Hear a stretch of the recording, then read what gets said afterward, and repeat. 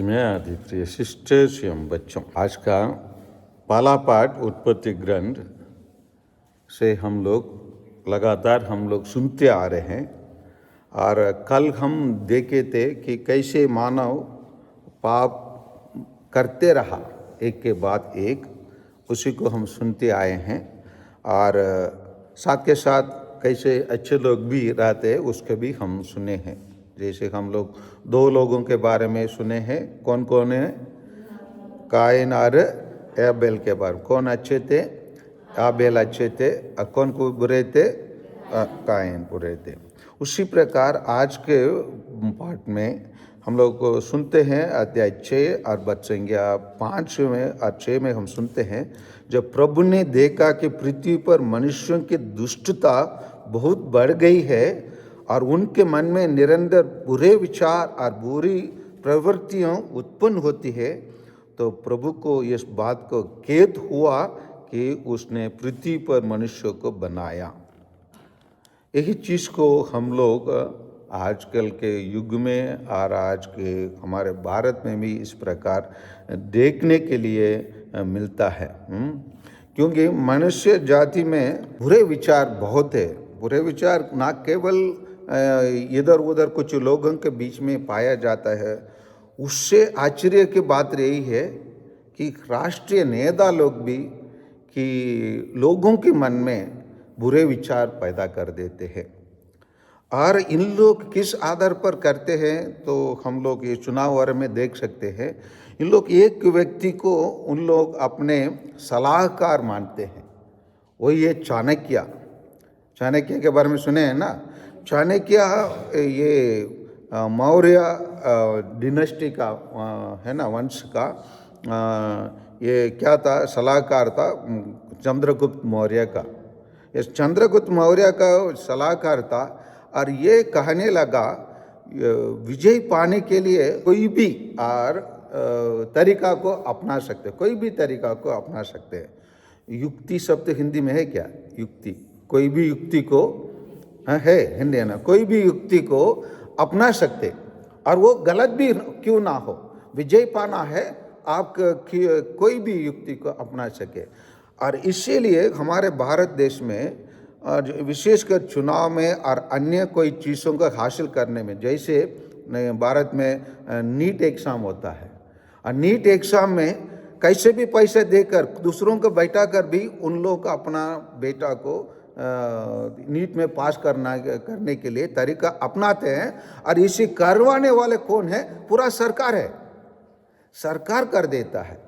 और इसीलिए यहाँ पर ये बताया जाता है ईश्वर ने उनके पूरे विचार और बुरी वृत्तियों को उत्पन्न को देखते हुए वो क्या करने लगा कि उनको नष्ट करने लगा। यहाँ पर मैं उस मनुष्य जाति को जिसकी मैंने सृष्टि की है पृथ्वी पर से मिटा दूंगा और मनुष्यों के साथ साथ पशुओं, रेंगने वाले जीव जंतुओं और आकाश के पक्षियों को भी, क्योंकि मुझे खेद है कि मैंने उनको बनाया। अभी भी ईश्वर यही हालत में ही होगा। और लेकिन ईश्वर ऐसे परिस्थिति में भी जो अच्छे रहते हैं उनको बचाना चाहता है। इसीलिए नोह को ही प्रभु की कृपा दृष्टि प्राप्त हुई है, धार्मिक पाते हैं। यहाँ पर ईश्वर केवल नोह के ही धार्मिक पाते हैं। ऐसे धार्मिक लोगों को ईश्वर बचाना चाहते हैं और नोह के द्वारा ईश्वर दूसरा सृष्टि, वास्तव में कहेंगे तो दूसरा सृष्टि तैयार करते हैं और लोगों को इस धरती में जीने के लिए बताते हैं। और आज का सुसमाचार में भी इसी चीज़ को, जैसे बुराई के बाद जो होता है उसी को प्रभु यीशु भी कहते हैं, फरीसियों की कमीर और हेरोद की कमीर से बचते रहो। ये फरीसियों कौन थे? फरीसियों जो लोग थे धार्मिक नेता थे, है ना। और हेरोद कौन था? जो राजनेता था। और यही दो चीज़ों को हमारे भारत में देखेंगे तो ये फरीसियों जैसे हमारे धार्मिक नेता लोग रहते हैं और हेरोद कौन है? ये हमारे देश के राजनेता लोग जैसे रहते हैं।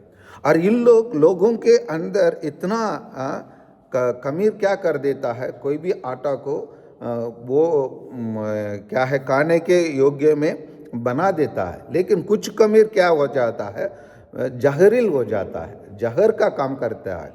और लोगों के मन में जहरील बात उद्बोधन करते हैं, और जहरील बातों को जारी रखने के लिए वो लोग अलग अलग दल बना देते हैं। हमारे देश में एक दल है, आप लोग सब जानते हैं, ये दल का काम केवल हानि का काम करना है। विशेषकर दो धर्म के लोगों का विरोध, उन लोग दिन रात उन लोग को सोचना और उसी को है ना साकार करने में और इम्प्लीमेंट करने में लोगों को क्या करते हैं, भटकाते हैं।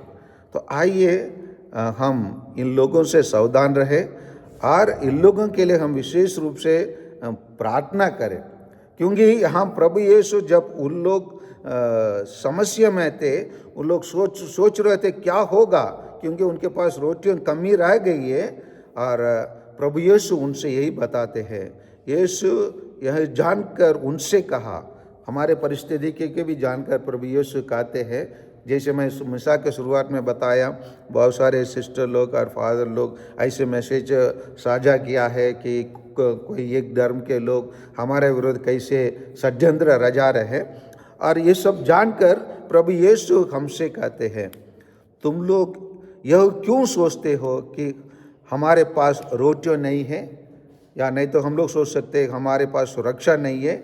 इसलिए यह ऐसा कहते हैं, क्या तुम अब तक नहीं जान गए हो, नहीं समझ गए हो, क्या तुम्हारे बुद्धि मारी गए हो? कि प्रभु यीशु हमसे कहते हैं, क्या आगे रहते हुए भी तुम देखते नहीं हैं, और कान रहते हुए भी तुम सुनते नहीं हैं? बाइबल रहते हुए भी क्या हम पढ़ते नहीं हैं? बाइबल के वचन में क्या हम विश्वास नहीं करते? बोल के प्रभु यीशु बताते हैं। क्योंकि प्रभु यीशु जैसे हम लोग देखे थे 5 रोटियों से वो 5,000 लोगों के खिलाए, और 7 रोटियाँ जो 4,000 लोगों के खिलाए। और इसीलिए हमारे साथ प्रभु यीशु है, इसलिए हमको डरने की कोई ज़रूरत नहीं है। लेकिन ये फारिसियों के खमीर और हेरोद के खमीर से बच कर आना है। अभी का फारिसियों का खमीर हमारे देश का धार्मिक नेता लोग है, और हमारे हेरोद का खमीर है हमारे देश के शासन करने वाला शासक करता है। उनसे हम सावधान रहें। आमीन।